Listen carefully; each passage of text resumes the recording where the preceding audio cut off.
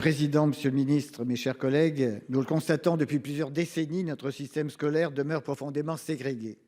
La corrélation entre le milieu socio-économique et la performance scolaire est l'une des plus fortes de l'ensemble des pays de l'OCDE, selon l'évaluation PISA, et elle s'aggrave chaque année sans que nous ne sachions y remédier. Qu'elle soit spatiale, budgétaire, résidentielle ou culturelle, cette segmentation sociale renforce les inégalités d'éducation et d'apprentissage, nourrit un sentiment de fatalisme et freine l'interaction entre élèves de différents niveaux. Les effets produits sont sévères et durables et participent à fracturer notre modèle républicain. Le Code de l'éducation dispose que la scolarité obligatoire doit garantir à chaque élève les moyens nécessaires à l'acquisition d'un socle commun de connaissances, de compétences et de culture, auquel contribue l'ensemble des enseignements dispensés au cours de la scolarité. Notre responsabilité, et celle de votre ministère en particulier, est de permettre la réussite de tous les élèves, objectif fixé par la loi en améliorant partout les conditions de scolarisation, en premier lieu celles des plus fragiles. Aussi, Monsieur le Ministre, par quels moyens lutter plus efficacement contre le séparatisme scolaire et contrer les stratégies d'évitement des familles? Comment développer une véritable culture de l'hétérogénéité dans les établissements? Sur des problématiques plus locales, qui impactent le fonctionnement de nos écoles et creusent plus encore les inégalités scolaires, qu'entendez-vous opposer à la crise structurelle du non-remplacement des enseignants dans nos départements, qui dégradent les conditions d'apprentissage et sont à l'origine de fermetures de classes uniques ou de sites isolés? Concrètement, vous fermez des classes pour créer des postes de remplaçants, exemple en Creuse. Dans un contexte national de suppression de postes pour 2023, moins 1117, comment garantissez-vous une présence enseignante au quotidien dans chaque classe? Par ailleurs, la prise en charge des élèves à besoins éducatifs particuliers vous paraît-elle satisfaisante?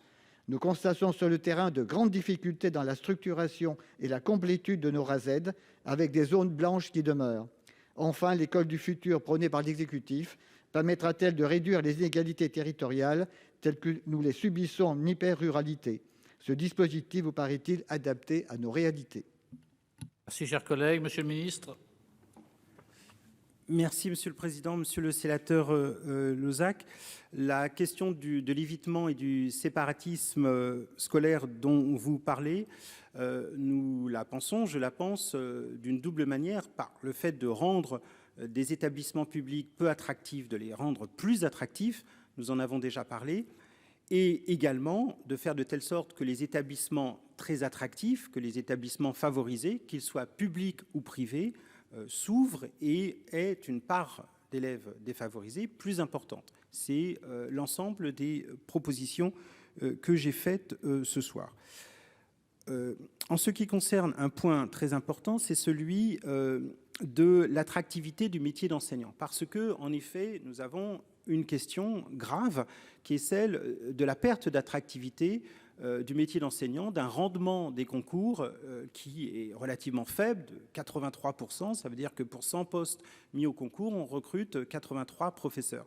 Ce qui fait d'ailleurs que la question du nombre de postes et de la baisse des moyens, elle doit aussi s'apprécier à l'aune du fait que ces postes ne sont pas toujours pourvus. Et donc, avant de savoir s'il faut multiplier et augmenter le nombre de postes, il faut quand même aussi se demander si on arrive à mettre des professeurs dans les postes concernés. Donc la question de l'attractivité du métier est une question essentielle. C'est pourquoi il faut à la fois travailler sur l'augmentation des rémunérations, car nos professeurs ne sont pas suffisamment rémunérés, et nous faisons des propositions.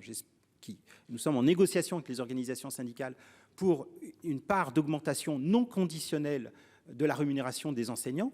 Tous les enseignants, des néo-titulaires jusqu'au dernier jour d'enseignement, jusqu'à la retraite, et puis une part conditionnelle liée à de nouvelles missions, le tout pouvant représenter des augmentations substantielles. Mais je reconnais aussi que la question de l'attractivité du métier ne se résout pas seulement par la rémunération. Il y a d'autres facteurs, les carrières, les déroulements de carrière, l'entrée dans le métier, les mutations, les affectations.